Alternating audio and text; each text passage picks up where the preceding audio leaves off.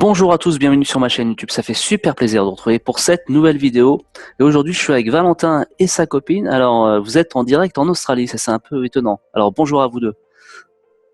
Bonjour. Bonjour.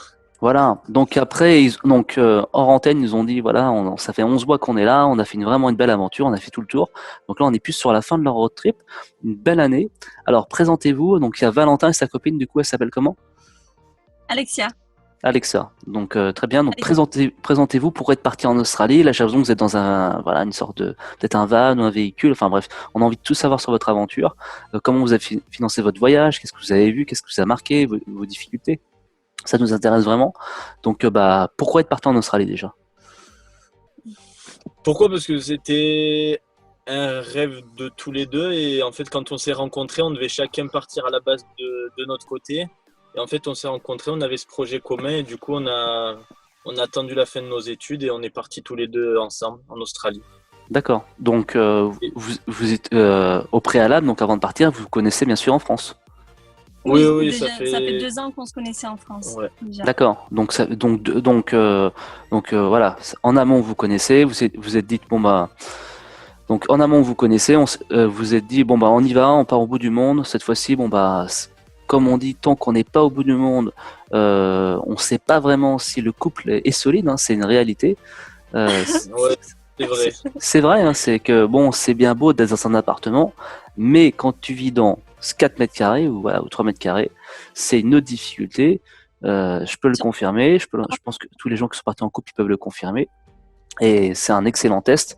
Alors, c'est pas une finalité de se tester, mais au moins, voilà, c'est bien aussi de mettre les choses au clair, se dire, est-ce qu'on est bien fait l'un pour l'autre, c'est peut-être un grand mot, mais en tout cas, est-ce que ça passe bien, ça passe bien dans un petit habitacle, en général, ça passe bien dans un appartement.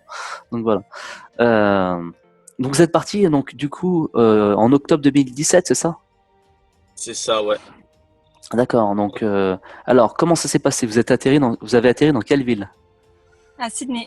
D'accord. Donc une arrivée plutôt classique, hein, donc pour ceux qui Ouais. débarquent sur YouTube et qui découvrent l'Australie, hein, donc Sydney c'est pas au nord, hein, Sydney c'est bien au sud, c'est pas la Ouais. capitale pour ceux qui débarquent aussi.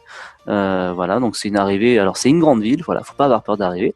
Octobre c'est une bonne période pour acheter un van parce que bon, l'été commence à, enfin c'est encore un peu l'hiver, mais l'été voilà commence à un petit peu à arriver tranquillement, c'est le début du printemps, donc euh, donc vous êtes arrivé à Sydney, comment c'est passé? Vous avez dormi où en fait au départ? Alors, ça a été. On a dormi à l'aéroport, enfin, dans un hôtel juste à côté de l'aéroport pour la Ah, première nuit. ah oui, oui, ok. Ouais. Parce qu'on est arrivé très tard. Ouais, on était arrivé, ça Il devait était être 1 heure ou 2 heures. 1 heure du matin, 1h30, 2h. C'est vrai que c'est con. Ouais. Ouais. Et du coup, le lendemain, nous avons fait du stop jusqu'à arriver à notre destination en Ah, homestay. d'accord, ok. Donc l'aventure, on va dire, a commencé absolument à froid hein, pour vous deux. C'est vrai que c'est assez Ah, étonnant. Une première vraiment. nuit à On a. l'aéroport, après avoir fait quasiment 24 heures d'avion, ou voilà, en tout cas un gros module en amont, C'est et, ça. Ouais. et faire du stop jusqu'à l'arrivée, c'est vrai que là, on peut pas commencer mieux l'aventure, on va dire. On a mis combien de temps? On a mis 6 heures Ouais, quoi, on a dû mettre la moitié de la journée pour arriver jusqu'à où. à notre Ouais, destination. voilà. D'accord. Alors, c'est marrant ça. Et pourquoi être parti du coup en stop jusqu'à Sydney alors qu'il y a des trains ou des bus? Vous êtes dit c'est plus pour le délire ou En fait, on est venu avec, on avait un objectif de venir avec très peu d'argent et de se Ah, débrouiller par nous-mêmes ici d'accord, et de d'accord, récolter un maximum d'argent en Australie. d'accord. Donc Donc, on est venu avec $200 chacun, d'accord. pas Ok. plus. Sur Ah oui, paire de d'accord. compte. C'était un Ouais, challenge. Je veux dire, j'arrive au bout du monde avec un peu comme Pékin Express avec vraiment un petit peu d'argent et se dire ok maintenant c'est de la survie, on fait tout à l'arrache et on arrive. c'est D'accord. Non mais c'est génial. C'est une bonne idée. C'est un concept qui est vraiment intéressant et comme quoi on s'en rend compte à force de voyager, se dire bon bah j'ai pas beaucoup d'argent en poche. Moi j'ai vu en Calédonie l'année dernière pendant 48 jours sur les îles. On peut faire du stop. On peut se loger chez l'habitant. On en parlera plus tard. Il y a des moyens très faciles de pas payer le logement. Euh, enfin voilà, la meilleure façon d'en gagner, c'est que ça sorte pas, quoi, donc en économiser. Donc ça c'est un moyen. Donc d'où l'achat d'un van et enfin bref, on en parlera plus tard. Donc vous êtes arrivé en homestay. Alors le homestay, c'est quoi? C'est une auberge jeunesse? non, on dort chez l'habitant, mais on paye une chambre D'accord. Ah et on donc d'accord. On a le petit C'est- déjeuner et voilà. C'est Et ce la qu'on chambre. avait réservé avant de partir en Australie pour avoir une base quand même pour 3-4 jours en arrivant, pour pas se retrouver à la rue. On a préféré ça à une auberge de jeunesse classique. Parce qu'on n'a pas habité dans Sydney même, on a habité un petit peu plus au nord. Et c'est ce qui nous a plu à Sydney en fait. D'accord. Donc vous êtes dit, voilà, c'est pas plus mal de finalement d'arriver chez des locaux en Airbnb, éventuellement en LPX, chez les gens, comme ça on pratique directement l'anglais. Les locaux, bah il y a pas mieux, hein, parce que voilà, on vous donne des conseils. Ah ouais, tu devrais aller à telle banque, tu devrais pour ton van, si tu achètes un van, tu devrais aller chez telle assurance. Si tu ouvres un compte retraite, parce qu'en Australie on aura la retraite. Hein, alors je vous parle en septembre 2018. Bon ben voilà, tu devrais ouvrir ton compte retraite ici, parce qu'ils ont des avantages. Voilà, c'est pas plus mal. C'est bien de se renseigner sur Internet, mais c'est mieux encore, on va dire, d'aller directement chez les locaux si vous pouvez le faire.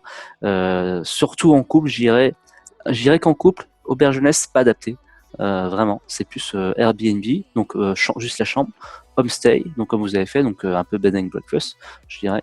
Enfin voilà, c'est ça qui est intéressant. Donc au départ, quelques jours à Sydney, et là, c'était quoi votre plan d'action? Acheter un van tout de suite? Non, Non. c'était du travail. D'accord. Notre Donc, première, c'était trouver du travail à Sydney ou aux alentours. Et on a eu beaucoup de chance parce que 2 jours après, on a réussi à trouver du travail. Et on est resté 3 mois à Sydney ah à oui, ça c'est travailler. d'accord, parce que c'est vrai que c'est compliqué d'arriver en couple au bout du monde dans une ville et se dire que les deux doivent trouver un travail. Il y en a toujours un qui va plus ou moins galérer avec l'autre et vous deux, vous avez trouvé du travail tout de suite. C'est Bah, ça. Alexia a trouvé en première dans la restauration parce qu'elle a beaucoup d'expérience.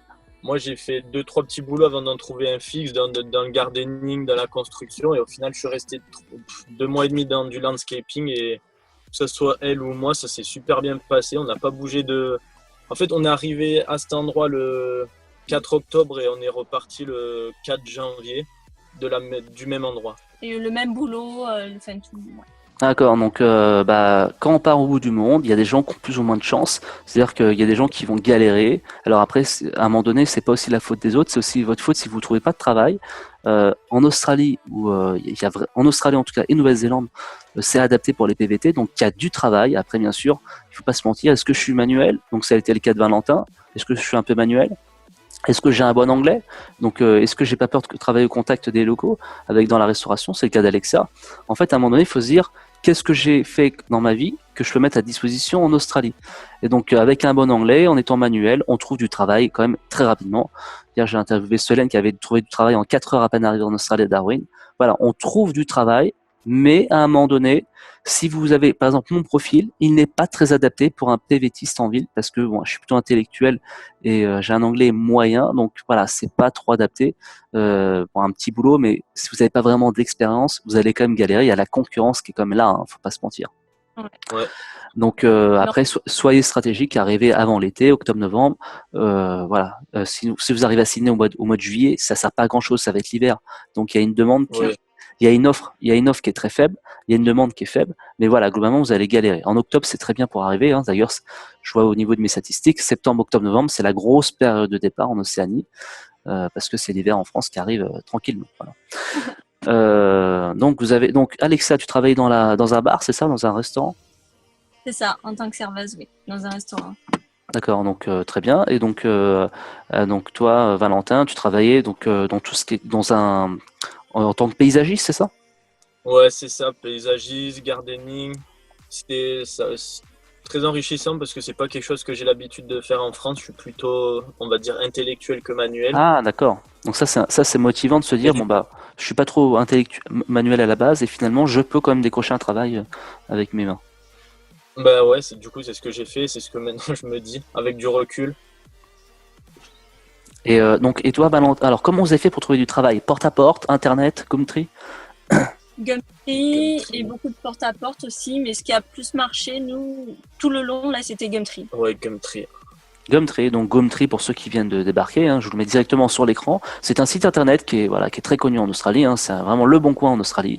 Et il y a des annonces de vannes, vous pouvez acheter un sèche-cheveux, vous pouvez acheter un van, vous pouvez acheter une voiture, j'en sais rien, décapotable par exemple. Il y a vraiment tout et n'importe quoi sur internet, enfin sur ce site. Donc soit vous avez Wanted, donc vous présentez, je veux un travail, j'ai tel profil. soit vous allez dans offert, donc là il y a des annonces d'emploi. Alors le truc sur Gumtree, il y a tout et n'importe quoi. Donc il faut faire attention. Il y a rémunéré, moins bien rémunéré. Donc travail au black, pas officiel.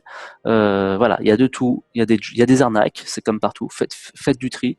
Mais globalement, voilà, il y a pas mal de backpackers qui m'ont confirmé qu'ils ont quand même trouvé du travail grâce à Gumtree. Ça a été mon cas en 2012. Alors, vous avez plusieurs stratégies d'attaque. Gumtree, les groupes Facebook, il y a aussi du bon, il faut savoir chercher. Il y a énormément d'annonces d'emploi sur mon groupe Legend en Australie, où les différents groupes vous allez pouvoir trouver sur Internet. Je dirais aussi le porte-à-porte. Donc ça, c'est quand même un élément qui est peut-être moins ciblé, mais avec un bon CV, avec un bon anglais, pour vous présenter directement dans les bureaux, dans les bars restos. Ça marcherait plutôt dans les restaurants, ça. Dans les fermes. Ou dans les fermes, voilà, dans les fermes ou dans la construction, vous arrivez avec votre CV, vous pouvez discuter avec le chef de chantier, enfin voilà, il faut pas hésiter à tchatcher. Et après, le réseau, j'en parle souvent, le réseau, je pense que c'est aussi une arme très redoutable, il faut pas la négliger. Vous discutez avec un backpacker par hasard dans la rue, il a travaillé dans un restaurant, il va lâcher son boulot, vous savez que son boulot va être lâché. Et c'est là où il faut taper, parce que vous savez que le poste va se libérer. Et ça, c'est vraiment très très important le réseau. Et après, voilà, de porte à porte, hein, comme on a dit juste avant. Surtout pour le fruit picking, hein, on se déplace en véhicule. Hello, we are looking for a job. Il ne faut pas hésiter à y aller au culot, et c'est comme ça que ça marche. Hein. Et ce qui est vraiment intéressant pour Valentin, c'est qu'il a fait un job qui n'était pas forcément par rapport à ses compétences. En même temps, vous partez en Australie pour aussi vivre une expérience un peu atypique. Vous sortez de votre zone de confort, donc c'est bien aussi de se dire, à la base, j'étais ingénieur en informatique en programmation, et finalement, je me retrouve en train dans un ranch avec des moutons ou des vaches. Tu vois. Ça, c'est intéressant, toi, de se dire, c'est ce genre d'expérience qui t'arrive une fois ou pas 36 fois dans ta vie, donc c'est bien aussi de sortir de sa zone de confort, de se dire, j'ai fait ce job, c'est un truc de fou, quoi. Ouais. Donc vous avez fait 3 mois à Sydney, et là qu'est-ce qui s'est passé? Vous avez mis quand même de côté. Alors juste pour revenir à Sydney, vous avez logé dans une maison. Enfin, comment vous avez fait pour trouver un logement? Donc Homestay, on l'a pris directement de la France. Oui, tout simplement. Internet. Et après, par contre, on a fait beaucoup de recherches aussi sur Gumtree et sur Flatmate pour trouver un autre logement pour rester à long terme. Et nous avons trouvé ça aussi chez une personne, du coup, qu'on va retourner chez lui, là, à la fin, à Sydney. Parce que c'était vraiment un coup de cœur amical. Excellent. Donc, Flatmate, c'est vraiment le site internet pour tout ce qui est colocation, studio, voilà, villa de luxe pour les plus riches, j'en sais rien, sur cette vidéo. Mais en tout cas, Flatmate, c'est vraiment le site internet pour trouver des logements. Sinon, vous allez sur Gumtree, les groupes Facebook. Faites bien attention si vous prenez un logement par rapport à votre bande. Hein. Vous pouvez avoir aussi beaucoup d'arnaques. Il y a des réseaux qui sont organisés. Et souvent, vous n'avez pas forcément affaire directement à la source. Et donc, du coup, je sais qu'il y a beaucoup d'APKers qui m'ont envoyé des messages à cause, surtout dans les grandes villes comme Sydney. Faites bien attention par rapport à ça. Donc vous payez combien au logement à Sydney? C'est le plus cher qu'on ait payé en Australie par contre. $210 par semaine et par personne. D'accord. Alors vous avez votre chambre, c'est ça? Chambre, salle de bain et dressing. D'accord. Et la maison était très très très grande. On avait piscine, salle de sport, un jardin et une très grande cuisine. Enfin, c'était très très grand. Et on était à combien? On était peut-être à 5-6 dedans, mais on n'avait pas l'impression. Déjà, le propriétaire n'était pas souvent là, puisqu'il travaillait beaucoup. Mais sinon, c'est très bien entendu. Il y avait une étudiante aussi qui était jamais là, parce qu'elle était toujours à l'école. Et sinon, on avait chacun notre salle de bain, tous. On avait chacun notre chambre et nos salles de bain. Voilà. Bon, la qualité, ça se paye. C'est sûr qu'en Australie, les logements sont pas donnés. Surtout quand on est bien situé, on a une piscine à un moment donné, bien sûr, on est deux. Donc forcément, l'avantage, c'est qu'en Australie, quand on bosse, on peut se permettre d'avoir quand même un meilleur pouvoir d'achat qu'en France.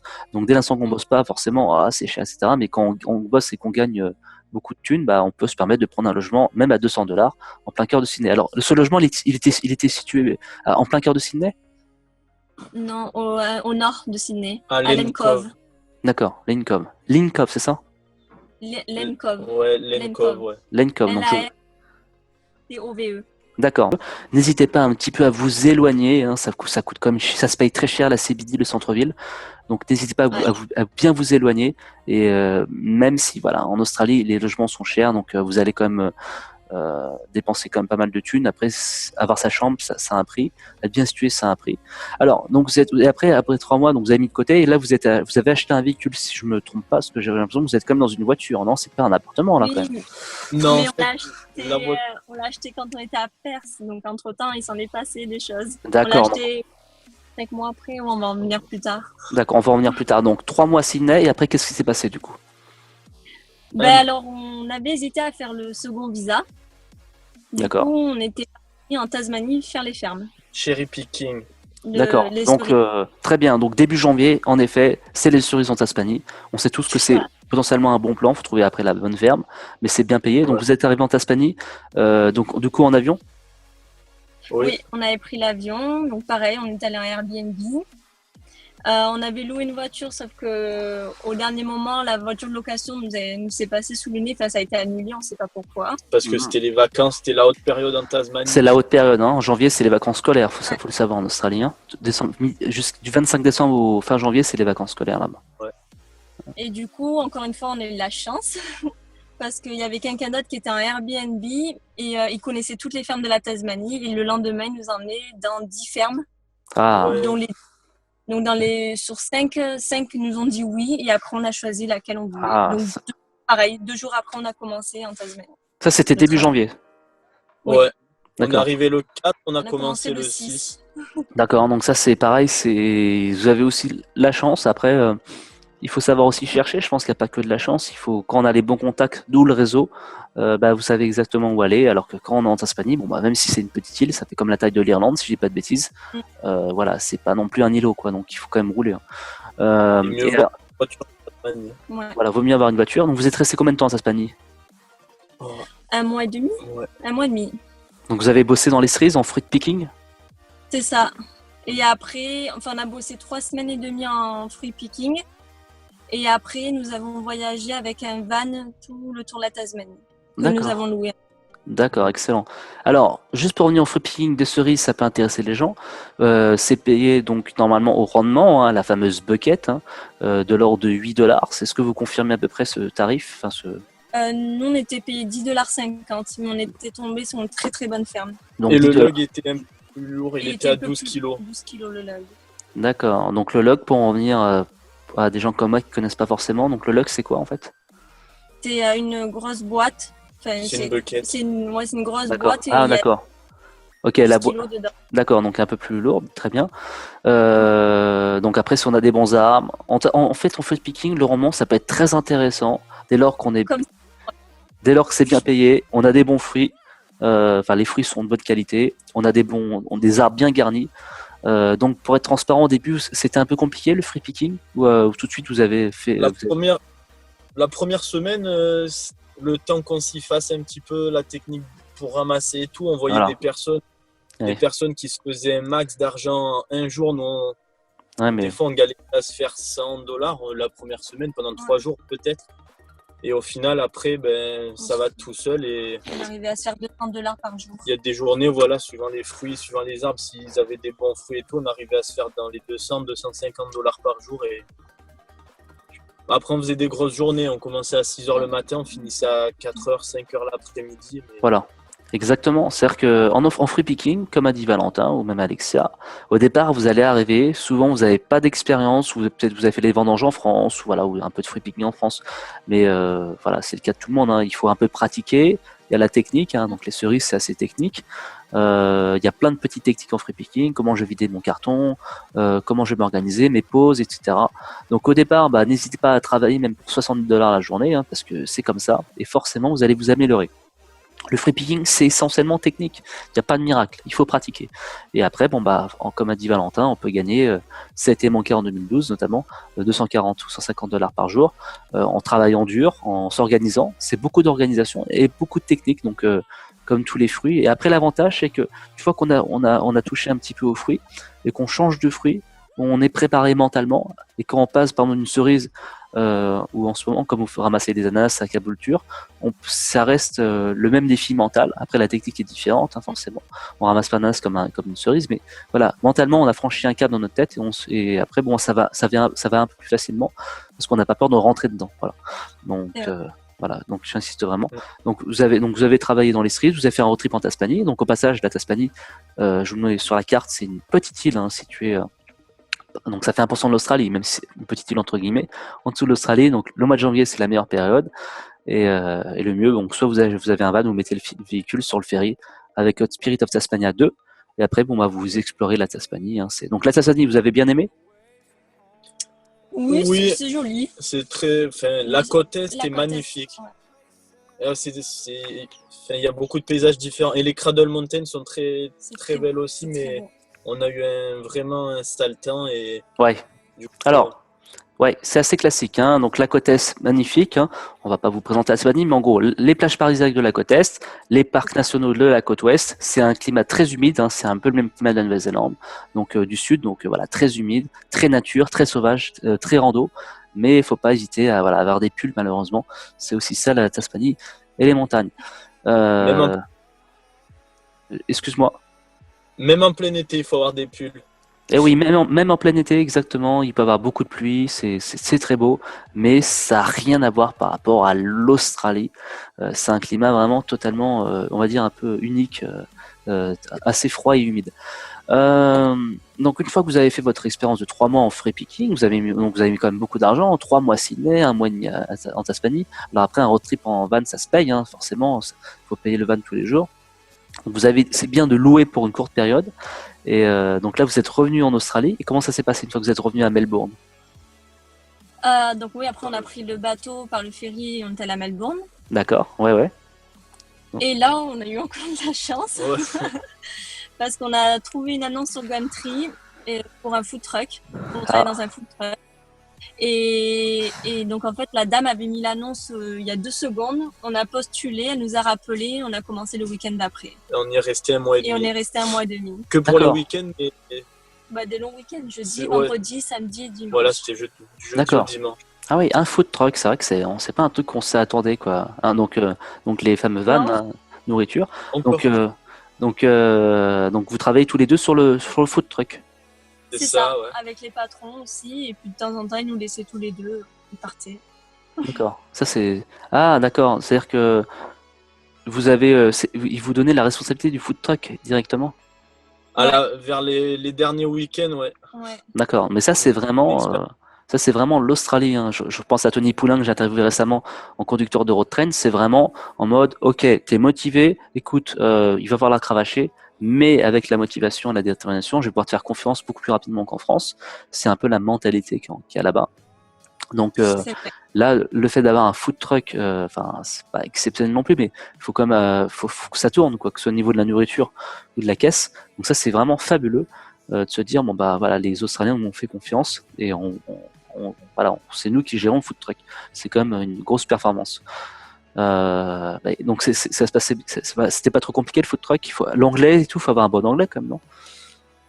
Après, les menus c'est le même, donc.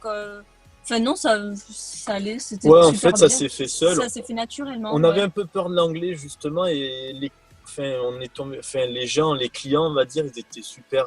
C'était compréhensible et ils étaient agréables avec nous.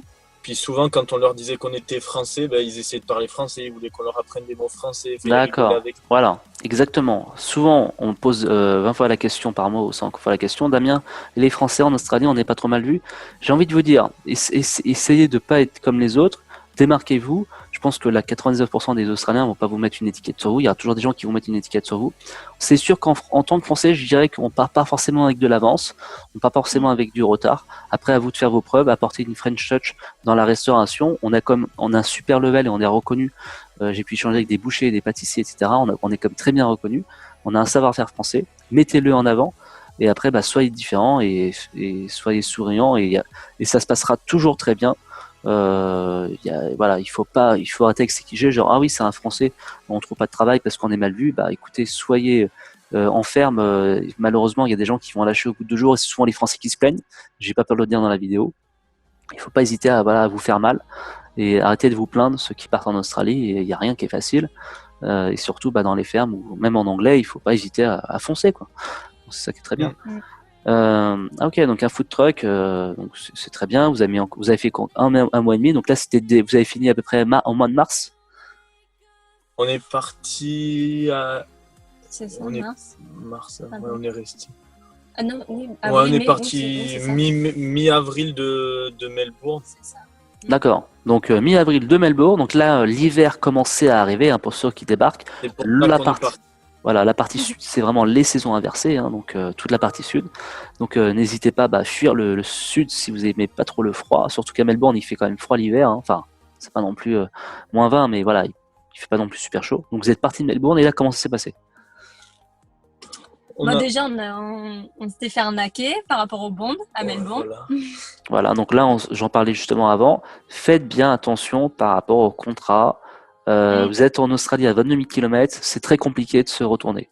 Même si vous avez une assurance qui vous protège et vous avez le droit d'avoir un avocat, pour 150 $ ou j'en sais rien, 400 $, ça va être compliqué d'aller au bout de la procédure.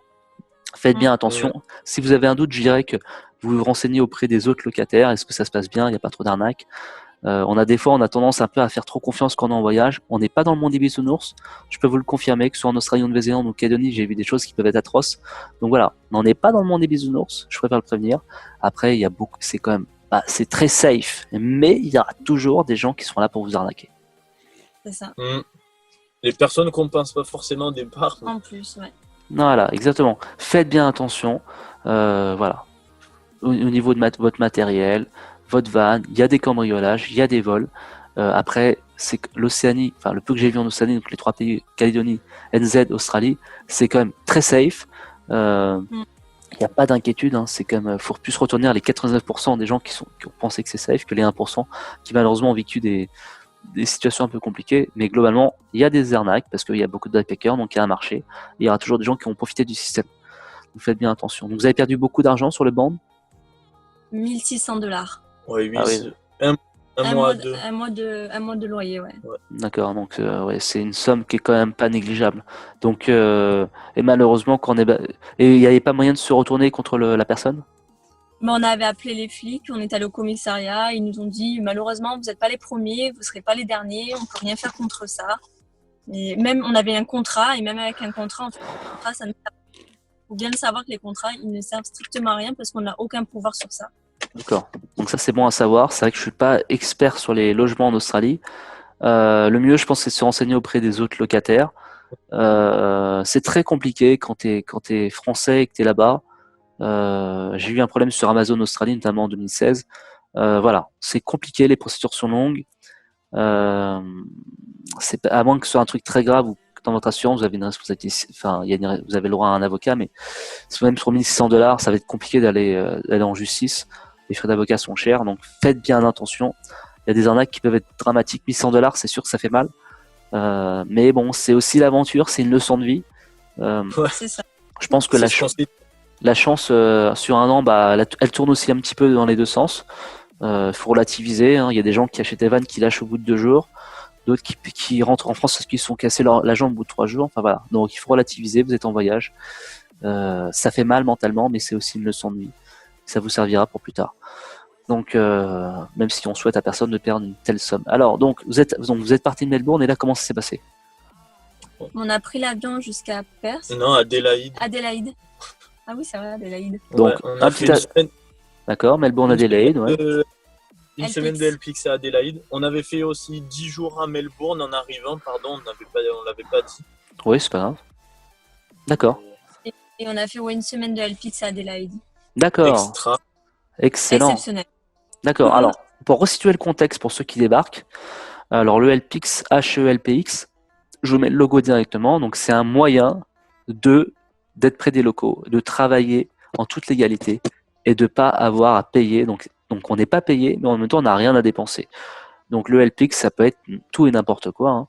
Et donc, vous avez fait du LPX dans quoi? Chez une dame assez âgée, mais je pense qu'elle avait plus besoin de compagnie parce qu'on travaillait, mais c'était peut-être 1 heure par jour. Ouais, c'était léger, quoi. Voilà, c'était très léger, mais on a fait une activité de fou avec elle. On a fait le tour des domaines viticoles des Adelaide Hills. Oui, du road trip. Hein. On a fait plein de balades avec. Enfin, elle nous a fait découvrir Adélaïde. Voilà. C'est ça aussi l'avantage du LPX, c'est un moyen de ne pas en dépenser, mais c'est surtout un moyen de rencontrer des locaux. Alors c'est pareil, le LPX, tu as des arnaques, mais il y a aussi des gens qui sont exceptionnels et qui sont là aussi pour rencontrer des locaux. Donc vous travaillez un petit peu le matin ou l'après-midi, donc c'est quelques heures, hein. Donc là c'était apparemment un peu léger, mais en général c'est 3-4 heures par jour minimum. Et en contrepartie, en fait, bah, vous êtes logé chez l'habitant, normalement vous êtes nourri, et vous pouvez aussi utiliser les machines à laver. Enfin voilà, c'est très ouvert. Je connais des gens ça aboutit même sur un petit job en plus pour être payé au black. Enfin voilà, il y a tout et rien. Hein, c'est concrètement. En tout cas, c'est un excellent moyen pour commencer une aventure. Euh, ou pendant l'aventure se recentrer sur son sujet. Parce qu'il y a des moments où, en fait, quand tu es trop sur les routes, tu satures un petit peu des paysages. Alors là, on se rend pas forcément compte, ceux qui regardent la vidéo, mais quand tu es tout le temps, c'est ce que je dis souvent, quand tu es tout le temps à Walt Disney, à un moment donné, Walt Disney, ça devient plus magique. Donc c'est bien de se poser et de se dire, bon bah ok, c'est bien beau de voir des plages, etc. Mais voilà, je fais un petit burn-out de mon voyage. Enfin, pas un burn-out, mais voilà, je me repose un petit peu et je serais content de reprendre la route 1 ou 2 semaines après. En général, c'est des modules de plusieurs semaines. C'est ça. Donc le LPX, donc c'est très bien. Donc vous avez fait Adélaïde. Donc Adélaïde, c'est situé au sud de l'Australie, l'Australie du Sud. Donc c'est une très belle région viticole, un peu comme Bordeaux. C'est-à-dire qu'en fait, il y a des vignes, donc du raisin pour ceux qui aiment le vin. Donc bon, l'Australie étant connue pour le raisin, enfin, surtout pour le vin. Donc une fois que vous avez fait votre petit voyage à Adélaïde, vous avez fait un peu de LPX. C'est très bien chez les locaux. Du coup, vous êtes allé à Perth, c'est ça? C'est En ça, avion, ouais. en avion. Ouais. D'accord. Alors, c'est bien. Donc là, vous avez mentionné quand même souvent l'avion. En Australie, les distances sont tellement grandes, euh, je- en fait, l'avion peut avoir un sens à certains moments de son expérience pour gagner du temps. Parce que c'est vrai que, par exemple, entre Adélaïde et Perth, c'est la plaine du Larbour. Et voilà, il n'y a rien, quoi. Donc, vous allez passer des jours à traverser la plaine du Larbour, par exemple, et vous allez gagner du temps en avion. Donc, les vols sont pas trop chers, les vols internes. Euh, donc, vous avez pris quoi comme compagnie en vol interne, d'ailleurs? C'est intéressant. Qantas. D'accord. Bon, Et très bonne compagnie, on avait un vol pas excessivement cher. Bon, d'accord. on a eu 3 heures de vol, c'était assez long. D'accord. Donc un petit vol interne avec Qantas. Oui, oui. Et toi? Ah, attends. Ouais, c'est ça. On se recentre sur le. On va attendre. Alors, vous m'entendez? Oui, Oui, oui. Voilà. Donc petit vol interne avec Qantas, donc compagnie qu'on recommande au passage. Vous êtes arrivé à Perth et là, c'était quoi votre objectif? Parce que là, du coup, une nouvelle arrivée dans une nouvelle ville après Sydney, Melbourne, Adelaide, Perth. Donc vraiment la partie sud. C'était quoi l'objectif? Trouver du travail et une voiture. Donc là, cette fois-ci, travailler et acheter une voiture. Donc c'était un challenge. Alors, est-ce que le travail, c'était encore facile? Oui, parce que j'avais une connaissance là-bas Ouais. et un réseau. Et du coup, en fait, il a appelé un ami, il a dit j'ai une serveuse pour toi. Et du coup, ben, il m'a embauché directement pour ma part.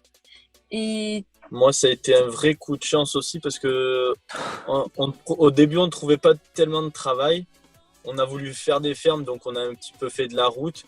Et cette personne-là n'embauchait pas, mais il m'a dit, moi je connais quelqu'un qui a une entreprise d'acier et tout à Perth. Si tu veux, je te donne ton numéro. Et le jour d'après, il m'a appelé et j'ai commencé 2 jours après. Et on est restés tous les deux un mois dans notre emploi. C'est ça, c'est vraiment le réseau. J'en parlais en début de la vidéo, j'en parle souvent dans mes vidéos sur YouTube. Le réseau peut vraiment être une arme redoutable parce que voilà, on connaît un local qui connaît quelqu'un et ça c'est toujours plus facile que d'aller un peu à l'aveugle. Donc ça c'est très important. Donc là vous avez mis quand même de côté pendant un bon mois. Donc là c'était l'hiver par contre à Perth. Il caillait, non? oui, ça allait. Franchement, ça faisait bon. Ouais, c'était là, on va dire que c'était peut-être la fin de l'automne parce que on est parti de Perth. La semaine où on est parti, il commençait à annoncer assez froid et nous on est parti juste avant, donc on n'a pas senti le froid. D'accord. On a suivi le soleil, mais de très très près. D'accord. Donc là vous avez mis de côté et là cette fois-ci vous avez passé le cap d'acheter un véhicule, c'est ça, hein? Oui, Donc un 4x4. Donc là vous êtes dans la voiture, pas dans le 4x4. C'est ça. Ouais. D'accord. Ok. Alors, donc l'achat d'un 4x4 peut avoir totalement un sens, surtout l'Australie, quand on connaît les pistes par moment, pour les routes, la qualité des routes, les dirty roads, donc les routes vraiment avec de la terre rouge, hein, donc Les gravel roads. voilà, les gravel, les dirty, éventuellement quand on est dans certains endroits où on doit passer des criques, surtout la saison des pluies, où il y a 50 cm d'eau, c'est vrai qu'avec un break ou un van, c'est pas du tout adapté. Ouais. ou même rouler sur du sable. On n'en parle pas assez, mais c'est vrai que sur la partie côte ouest, on roule souvent sur du sable, par exemple. Donc ça, c'est intéressant. Donc le 4x4 a coûté combien? On a payé 6 500 $. D'accord. Donc ça me semble un budget relativement logique. Si vous voulez acheter un bon 4x4 avec pas trop d'années, pas trop de kilomètres, prioriser aux locaux. J'insiste souvent lorsque les gens m'appellent avec mon pack gratuit. L'avantage des locaux, c'est que c'est des véhicules qui sont quand même mieux entretenus qu'un backpacker. Après, voilà, on n'a pas toujours la possibilité d'acheter, mais l'avantage des locaux, c'est que, bon, il n'y a pas de matériel souvent, mais au moins vous pouvez le personnaliser à votre sauce et les véhicules sont bien entretenus. Donc, c'est un véhicule qui est immatriculé dans le Western Australia, donc la partie Australie occidentale. Il était immatriculé dans le Victoria, mais nous Ah. avons changé la population D'accord, ok. pour la revente. C'est beaucoup plus simple. Et oui. Alors, c'est vrai qu'en Australie, on va pas vous expliquer comment fonctionne l'Arigo parce que c'est un sujet assez complexe, mais chaque État a des règles spécifiques et que dans le meilleur des mondes, achetez toujours un véhicule dans l'État où vous êtes. Donc, très typiquement, si vous êtes à Melbourne, achetez du Vic. Si vous êtes à Sydney, achetez du NSW. Parce que vous allez pouvoir faire le changement propriétaire directement en préfecture de l'État où vous êtes. Si vous achetez un véhicule dans l'autre État, vous allez devoir aller en personne pour faire le changement propriétaire. Donc, typiquement, le cas concret de Valentin et Alexia, en achetant un véhicule Victoria dans Western Australia, malheureusement, on ne peut pas le faire en ligne. Donc il faut aller sur place, et en plus dans l'état du Victoria, un contrôle technique doit être fourni datant de moins de 2 mois. Datant de moins d'un mois, pardon. Donc voilà, c'est ça qui est compliqué. Donc vous avez fait le choix donc d'annuler les plaques. Donc en Australie, on peut le faire, on annule la plaque. Donc c'est-à-dire que le véhicule n'est plus register. Et en fait, vous avez dû faire donc le contrôle technique, le fameux RWC dans un garage agréé, pour passer la plaque Western Australia. Alors la seule contrainte, c'était manqué en fin 2012, c'est que concrètement, il y a un contrôle technique qui est assez poussé. Vous confirmez? Ouais. Oui. Voilà. Donc ça, donc annuler les plaques, c'est bien dans certaines conditions, mais souvent ça peut être très compliqué parce qu'ils vont contrôler tous les petits trucs. Donc ça, ils rigolent pas. Ils sont très, surtout quand tu es backpacker, ils n'hésitent pas à bien regarder. Donc ça n'a pas été trop compliqué du coup de le passer en Western Australia au niveau du contrôle. La voiture était nickel. Le seul truc où le garagiste nous a un peu embêtés, c'était les appuis-têtes arrière. C'est la seule chose. D'accord. Bon. Il a fait qu'on ne s'est pas passé. Donc du coup, le patron Valentin, chez qui il travaillait dans l'usine, nous a prêté ses appuis-têtes, on les a mis à l'arrière. On a repassé le contrôle et après du coup on les a rendus. Voilà. Malheureusement, quand le contrôle passe pas, il faut repayer le contrôle. Le contrôle en Australie, hein, c'est ça. Nous, on l'a pas repayé parce que c'était un Français. Donc, du coup, il a dit si vous laissez la voiture ici, je vous fais pas repayer le contrôle. D'accord, donc ça c'est intéressant. Ok, donc ça c'est très bien.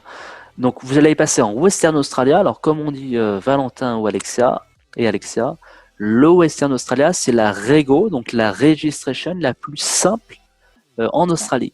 Parce qu'en fait, on peut la vendre de n'importe où et on peut prolonger l'Arego. Alors l'Arego, c'est l'assurance corporelle routière associée au véhicule. Et globalement, en fait, l'avantage, c'est qu'en fait, voilà, on peut la vendre. Typiquement, aujourd'hui, ils sont à Caboolture.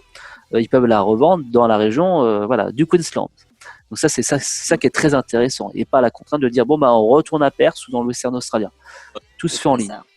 Donc typiquement, si j'ai envie d'acheter le véhicule de Valentin et Alexa, tout se fera par distance. Donc vous envoyez, il y a des courriers par la poste, il y a 3 formulaires à remplir pour le Western Australia. Vous devez payer 80 $, si je dis pas de bêtises. Et après, voilà, le véhicule est à votre nom. Ça, c'est pas plus simple, pas plus compliqué que ça. Tout se fait vraiment. Et après, tout se fait en ligne. Vous avez un numéro pour se connecter à l'application. Et après, vous n'avez plus qu'à payer si vous repayez l'Arego. Donc, achetez un véhicule avec de l'Arego, un minimum. Vous avez pris 6 mois de Rego, non? Oui. D'accord. Donc là, vous avez encore un peu de Rego qui est valide. Oui, ça va être valide encore 1 mois et demi après notre départ. D'accord. De toute façon, il y a juste à payer en ligne, c'est pas très compliqué, il n'y a pas de contrôle technique. Alors, donc le véhicule, c'est quoi comme modèle? C'est un Toyota Land Cruiser Prado. D'accord. Donc c'est un modèle assez classique en 4x4. Même si c'est un terrain un peu glissant pour moi, je connais pas trop la mécanique, je sais que ils ont l'habitude d'avoir ce genre de modèle. Donc essayez d'acheter des modèles qui sont quand même plutôt en fort volume, que ça, si un jour vous avez un problème, vous allez dans les car wreckers, donc dans les casses, et en fait, vous allez pouvoir trouver des pièces si vous avez des soucis. Parce que voilà, dans un 4x4, quand il y a des soucis, faut mieux aller dans des casses, ça coûte très cher. Donc acheter des véhicules comme ça qui sont assez classiques. Ne pas acheter trop de véhicules qui sont pas trop développés, au moins vous allez pouvoir trouver les pièces. Donc là c'est du 4x4, très bien. Et donc là vous êtes parti au nord de la parc côte ouest. C'est ça, jusqu'à Darwin. C'était la première partie du road trip, ouais. D'accord, donc un gros bloc, hein. Perth-Darwin, c'est voilà, c'est plus de 2500 km. C'est ce qu'il y a de mieux en termes de, je dirais que c'est le meilleur compromis en Australie entre le mélange de la terre rouge et les plages. Donc globalement, c'est quand même très sauvage. Faut savoir que la partie Australie occidentale n'est pas du tout touristique, pas très développée, à part la ville de Perth. Donc il y a des petites villes, Geraldton, Sharp Bay, Monkey-Maya, tout ça, mais globalement c'est pas très développé. Donc c'est ça qui est intéressant. Donc en plus un 4x4 c'est génial parce qu'on peut vraiment aller au Cap Ferron. Enfin, on peut vraiment faire du Karijini à fond. Enfin voilà, donc on peut vraiment s'éclater sur la partie Cap Range. Donc voilà, je vous conseille vraiment d'acheter un 4x4. Après le 4x4, inconvénient, je dirais consommation peut-être un peu plus importante, surtout si on roule sur du sable quand on est en 4x4. Ouais. Du coup, souvent il y a un toit un double toit. Pareil, c'est sa prise de vent assez importante. Je dirais que le bon setup, c'est éventuellement la tente sur le toit. Comme ça, il y a plus d'espace. Vous dormez dans le 4x4, hein? Non, on a la roof tent. On a la roof tent, et donc ça c'est excellent. Donc ça c'est le setup qui est plutôt bien utilisé. Qui est bien pratique pour pouvoir dormir. Donc quand vous arrivez, vous déployez votre tente et que ça à l'intérieur, vous pouvez vraiment mettre toutes vos affaires. Et au niveau d'ailleurs, on va parler des équipements. Donc vous avez la roof tent. Est-ce que vous avez une seconde batterie? Non, on n'a pas de seconde batterie. D'accord. Donc, alors c'est pas non plus le plus indispensable du monde, mais je dirais qu'en road trip, je vous conseille. Si vous avez les moyens, donc au départ vous pouvez commencer léger et en fonction de vos rentrées, en free picking, etc. Investissez dans une seconde batterie à décharge lente, un coupleur pour faire le lien entre la première et la deuxième batterie, un panneau solaire pour alimenter la deuxième batterie à l'arrêt et après éventuellement un vrai frigo. Donc l'installation coûte entre 1500 et 2000 $, mais derrière vous allez être quand même très tranquille. Donc avoir du courant à l'arrêt, ça n'a pas de prix, surtout quand on est à l'arrêt pendant plusieurs jours au milieu de nulle part dans le Western Australia. Vous dépendez pas des stations essence ou des fameuses bibliothèques, parce qu'on adore les bibliothèques en Australie, toi. On adore se brancher dans les bibliothèques. Alors qu'au final, si tu as ton installation qui coûte après 1500 $, c'est sûr, c'est un investissement, mais tu t'es pas obligé d'aller à la bibliothèque tous les 4 matins. Donc voilà. Après, on a les panneaux solaires. Ouais. Ah d'accord, vous avez acheté un panneau solaire. Oui, c'était compris dans le prix. Ouais, on l'avait dans la voiture. C'était déjà tout était installé. D'accord, donc ça c'est très bien. Donc les panneaux solaires, c'est vrai qu'en Australie, vu qu'il fait chaud, je vous conseille d'avoir les panneaux solaires et pouvoir utiliser du coup l'énergie du soleil. Donc Western Australia, vous confirmez que c'est vraiment le must, très sauvage en tout cas, vous avez adoré? Ouais. Ah, c'était le meilleur, ouais. C'est le meilleur, enfin pour moi. Ouais, c'est vraiment road trip. Il n'y a pas de ville, c'est la plage, le sable, les parcs nationaux. C'est très typique aussi, les stations-service et tout, c'est vraiment typique. Ouais, c'est vrai que je dirais que la partie Western Australia, je dirais que c'est le must en termes de compromis entre le mélange de terre rouge et les plages paradisiaques, pas très sauvages. Donc si vous aimez plus la nature, je vous conseille plutôt la côte ouest. Si vous avez le temps, faites bien sûr. La côte est, c'est pas non plus négligeable, mais voilà, c'est quand même beaucoup plus sauvage. Et surtout le parc de Karijini. Alors j'ai pas fait tous les parcs en Australie, mais globalement le parc de Karijini ressort souvent dans les meilleurs parcs. Voilà, il est vraiment exceptionnel. Je sais qu'il y a d'autres parcs que j'ai envie de visiter, mais globalement pareil, j'ai fait le tour d'Australie. Globalement, je dirais quand même que je le passerai en position numéro 1 en Australie, parce que c'est vraiment un parc complet et j'insiste vraiment sur le parc de Karijini. Je vous mets sur la carte au sud de Port Hedland, donc pas loin de Tom Price. Globalement, c'est un excellent parc. Voilà, où il y a vraiment, pour moi, c'est le plus complet dans ce que j'ai vu. Après, je suis pas monsieur je sais tout, donc je peux pas vous dire que c'est. Enfin, de mon expérience et des expériences des backpackers, c'est souvent ce qui ressort de mieux. Après, il y a sûrement d'autres trésors, peut-être dans quelques années, quand j'aurai vraiment fait vraiment tout est relongé à travers, désert du Simpson, j'en sais rien. Peut-être que je trouverai d'autres endroits, mais en tout cas, ça reste quand même le meilleur compromis de ce que j'ai pu constater de mes propres yeux, en tout cas. Ouais, nous aussi. Voilà, donc jusqu'à Darwin, donc c'est un gros bloc, c'est quand même, on se rend pas compte, l'Australie occidentale fait quand même 5 fois la France, donc on se rend pas forcément compte de la taille de l'État, mais c'est assez énorme. Donc vous arrivez Broome, tout ça, Darwin, et donc là Darwin, qu'est-ce que vous avez fait?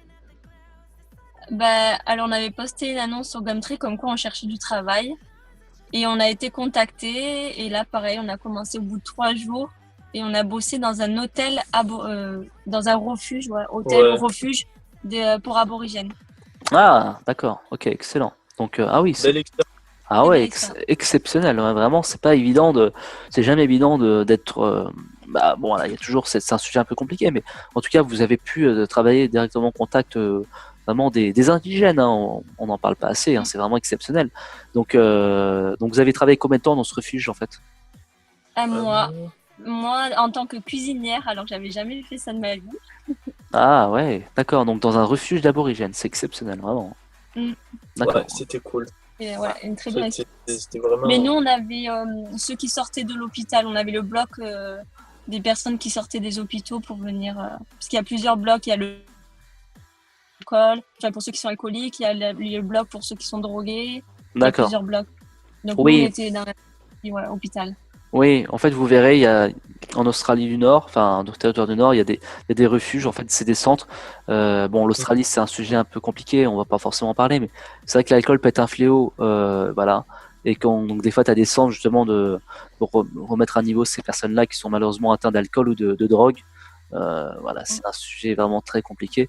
Mais en tout cas, pour essayer de les réhabiliter à la société, pour essayer de repartir, donc c'est ça qui est très intéressant. Donc Darwin et sa région, donc encore une autre région, hein, vraiment ce côté vraiment nature, ce côté vraiment marécage. Donc une fois que vous avez fait Darwin, vous êtes reparti, vous avez repris la côte est ou vous avez attaqué le désert? On a Non, fait Alice Spring, Uluru, le D'accord, centre. d'accord, Kakadu jusqu'à Uluru, Ouais. ouais. d'accord. Donc là, vous avez attaqué la colonne vertébrale. Donc voilà, on va dire le must, en tout cas ce qui se fait dans la partie désert, qui pour moi le désert est le must de l'Australie. Je suis Ouais. convaincu à 500%, hein, parce que bon, les plages c'est bien, mais le désert c'est mieux. Parce que bon, des plages, tu peux en avoir aux Philippines ou à Bali, n'importe où. Voilà, pour moi l'Australie égale désert, point barre. Enfin pour moi, voilà, je le mets vraiment en raccourci directement. Donc la partie désert, le centre rouge, donc vous avez fait le désert, et après vous êtes passé par le sud. Non, on est Non, remonté à Cairns. D'accord, donc vous êtes revenu dans la ville de Cairns. Donc pareil, alors quand vous attaquez le désert, on va pas forcément vous en parler, mais soyez prêts, hein, que ce soit au niveau de l'eau, c'est pas comme en France, hein, il n'y a pas de station d'essence tous les 20 kilomètres. Et quand il y a marqué ville, en fait c'est une station essence. Et la personne, Oui. elle fait flic, station essence, maire, enfin il fait tout le mec. Hein. Donc Et il y a les traitances aussi. et l'essence est assez chère. Ouais. voilà, les fameux roadhouse. Donc ça c'est l'essence est assez chère. Donc faites vos réserves dans les grandes villes. Hein. Donc typiquement dans le désert, ça va être Mount Isa, Tennant Creek, Alice Springs. Vous remplissez 2 jerrycans d'essence et au moins parce que c'est vrai que dans l'essence c'est assez cher dans le désert et globalement bon bah voilà c'est vrai que c'est un vrai budget. Mais en tout cas je vous conseille fortement de faire la traversée du désert en Ah ouais. Australie parce que bon voilà j'ai pu la faire 2 fois et en fait il y a un sentiment de liberté qui est unique dans une vie on va dire parce que c'est des pays qui sont des longues distances infinies. En fait vous allez parcourir des kilomètres, c'est ça qui est fabuleux. Et la vallée de la Terre Rouge, c'est très riche, il y a beaucoup de kangourous. Enfin voilà, c'est vraiment exceptionnel. Des vaches, Des chameaux. des chameaux. Alors, exactement, les dromadaires australiens précisément, hein, il faut savoir qu'il y en a plus d'1 million en Australie, on n'en parle pas assez aussi pareil. Voilà, c'est un peu étonnant la première fois, ça fait toujours bizarre, mais oui, il y a des dromadaires en Australie, ça c'est toujours marrant d'en voir un petit peu. Alors, une arrivée à Cairns, c'est toujours un petit peu électrique après avoir traversé le désert. Souvent, bah, c'est un peu bizarre au départ de dire retrouver un peu la ville. Euh, donc à Cairns, vous avez fait quoi? Vous avez retravaillé un petit peu? Non, Ouais, on a fait du LPX. comme tu disais tout à l'heure, on en avait un petit peu marre de la route parce La que se route? taper Darwin à Alice Spring Cairns, c'est quand même assez long. On a avalé les kilomètres, donc on est arrivé, comme a dit Alexia, on a fait du LPX. Ça nous a permis de faire tout ce qu'on avait à faire, de se ressourcer un petit peu, de bien manger, de un Ouais. petit peu travailler, de partager des moments parce qu'on est tombé dans une famille de 5 Trois enfants, ouais. de 5 personnes et c'était super. Ouais. C'est vrai que c'est un super moyen après avoir été sur les routes de faire du LPX, de se recentrer chez les locaux, de se dire ok j'ai besoin un peu de confort, un peu d'eau chaude, checker mes emails, checker mes messages, appeler ma famille. Quand on est sur les routes, c'est jamais évident d'allier technologie. Alors en fait on se rend compte qu'on n'a pas besoin de tout ça, mais à un moment donné, en fait on cumule du retard, un peu d'administratif, etc. Ça fait du bien de se recentrer. 1 ou 2 semaines, je conseille, pour repartir en toute tranquillité sur la partie road trip. Donc vous avez quitté la partie Cairns, donc la partie très sauvage, la partie tropicale. D'ailleurs, pour ça, je vous conseille d'aller faire un petit tour à la Wallaman Falls, c'est la plus belle cascade et la plus grande cascade d'Australie, qui fait quand même 230 mètres de haut, qui est la plus belle cascade d'Australie, qui est vraiment exceptionnelle. Et si vous adorez les cascades comme moi, je vous conseille fortement. À côté de Townsville, donc vous avez parcouru la côte est, fait du road trip, c'est ça? Ouais. C'est ça. Et là, vous êtes arrivé à Caboolture. Ouais, C'est ça. c'est ça. Après, Enfin, d'abord Brisbane, vraiment. Enfin, on s'est arrêté plusieurs fois dans les petites villes. Voilà, s'arrêter un petit peu en road trip, bien Ouais. sûr. Voilà. Et puis, en fait, donc on est arrivé à Brisbane et on voulait chercher du travail. Et on savait qu'il y avait des fermes aux alentours. Du coup, on est allé postuler. Et là, pareil, on est allé un mercredi. Et il nous a dit de venir lundi. Et vous avez fait de la porte-à-porte pour trouver en free picking? ouais. Ouais, on a fait de la porte-à-porte. D'accord, donc de la porte-à-porte à Caboolture. Alors, Caboolture, de mémoire, c'est plus connu pour les fraises à la base. Ah Oui, ouais. mais Et il y a donc, beaucoup d'ananas. d'accord, donc là, aussi. vous faites du free picking d'ananas. Oui, Ah oui, c'est Picking marrant. et pas. picking le Alors, matin et l'après-midi. voilà, le picking, le packing. Alors, normalement, le picking, c'est plutôt. Ça se passe toujours très. Donc, ça dépend vraiment du profil. Là, c'est vrai qu'il commence à faire nuit. C'est marrant. Depuis qu'on a commencé la vidéo, c'était plein cagnard. Et là, du coup, c'est la tempête. Non, je rigole. Mais c'est vrai qu'il commence à faire nuit. Ouais. C'est assez marrant. Alors, le free picking. Alors, picking, packing. Alors, il y a des gens qui préfèrent le picking. Packing, moi, je préfère. Voilà, les deux sont bien. Dans une ferme, si on peut faire picking, packing, c'est encore mieux. Picking, souvent, c'est au rendement. Packing à l'heure. Picking à l'heure, c'est peut-être plus compliqué. Ananas, je sais que ça peut se faire souvent à l'heure. Vous confirmez, du coup? C'est à Ouais, l'heure. c'est à l'heure. Voilà, fruits exotiques souvent à l'heure en australien pour si vous regardez cette vidéo, si vous êtes au bout de cette vidéo. D'ailleurs, bravo au passage. Donc, fruit picking payé à l'heure dans les fruits exotiques. Donc, ananas, un peu particulier. Il faut y aller au couteau, c'est ça, hein? Non, avec les mains. Avec les mains, d'accord. Je pensais que c'était au couteau. Et très bien. Donc, on prend l'ananas et on le met dans la brouette, c'est ça? En fait, là, on a une machine devant nous qui circule.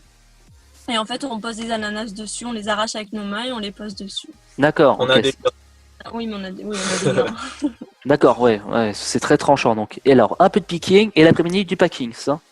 C'est C'est ça. ça. D'accord, donc le packing d'ananas. Alors le packing, c'est quoi? C'est en mode je trie les fruits, donc premier niveau, deuxième niveau, troisième niveau, pour pouvoir les emmener tout simplement. En fait, on ramasse, on trie, et après ça part au supermarché à Woolies, donc Woolworth, Coles, ou j'en sais rien, au Monoprix à Paris, j'en sais rien. Enfin bref, ça dépend si c'est de l'export ou import. Mais en tout cas, voilà, c'est un boulot qui est aussi. Moi personnellement, je préférais peut-être le packing. L'avantage c'est que c'est payé à l'heure. Mais Nous, on est payé à l'heure. Puis qu'on fasse picking ou packing, on est payé à l'heure. d'accord. Donc là, vous partez bientôt d'Australie, hein? C'est Oui, ça. dans un mois, jour pour jour. D'accord. Ah oui, ça c'est marrant Ouais, donc là on est vraiment à la fin de l'aventure. Alors pour en tirer un bilan de cette belle aventure en Australie, après avoir fait quasiment tout le tour, enchaîner les travails à Melbourne, enchaîner avoir le travail un petit peu dans les grandes villes, vous avez comme eu de la chance que c'est en Tasmanie. Vraiment cette aventure a été très bonne. Dans tous les cas, même si ça se passe mal, il y a toujours quelque chose à en tirer. D'une mauvaise expérience ponctuellement, ou même d'une expérience en général. Peut-être qu'on n'était pas fait pour le voyage, peut-être qu'on n'était pas fait pour le job, mais il ne faut pas hésiter à changer de cap si ça se passe mal. Et de toute façon, que ce soit cette vidéo, elle pourrait s'appliquer pour n'importe quel PVT. Gardez le cap, ne lâchez jamais le morceau. Vous partez pas une semaine aux îles Canaries, vous partez un an en Australie. Donc il y a des moments qui sont compliqués, il y a des moments qui sont plus faciles que d'autres. C'est pas toujours le monde des bisounours, je préfère en parler. C'est pas adapté à tout le monde. Sinon il n'y aurait pas 30 000, il y aurait 500 000 Français. Donc c'est pas adapté à tout le monde.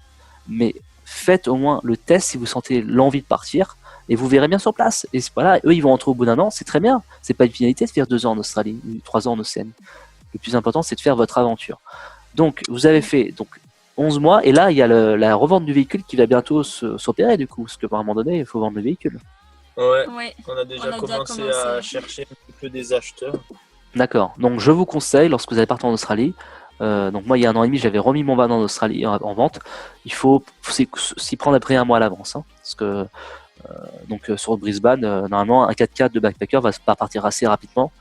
Il faut s'y prendre à peu près 1 mois à l'avance. Donc là il faut vous activer pour mettre le van en vente. D'ailleurs pour vendre le van, je vous conseille, si vous regardez cette vidéo, et d'ailleurs même pour vous, d'aller sur le groupe Backpacker Car Australia, BCA, qui est tenu par un Australien. Et ce groupe, en fait, bah, il est vraiment très bien utilisé. J'avais déjà parlé plusieurs fois avec ce local qui habite à Rockhampton.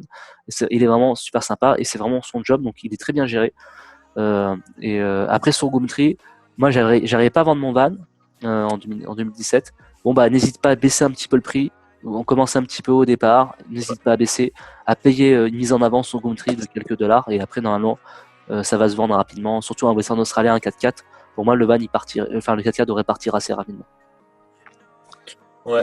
Ça fait 2 semaines qu'on l'a mis, on a déjà des demandes. Donc, voilà, donc pas d'inquiétude. Nous parle. Ouais. Excuse-moi, le groupe Facebook. Excuse-moi, Valentin. On l'a mis sur le groupe Facebook que tu parles, Backpacker Car Australia. Voilà, Backpacker Car Australia, n'hésitez pas. Et surtout, faut s'y prendre à l'avance. Il y a combien de véhicules malheureusement qui sont invendus au dernier moment parce que c'est pas le bon état, ou il n'y a pas l'Arigo, ou on s'y prend au dernier moment. Donc voilà, c'est dommage de perdre 6 500$ quand on a investi cette somme. L'intérêt d'acheter un véhicule, c'est aussi la revente derrière et de récupérer sa mise de départ. Alors il y a toujours des frais, on gagne jamais d'argent sur un véhicule.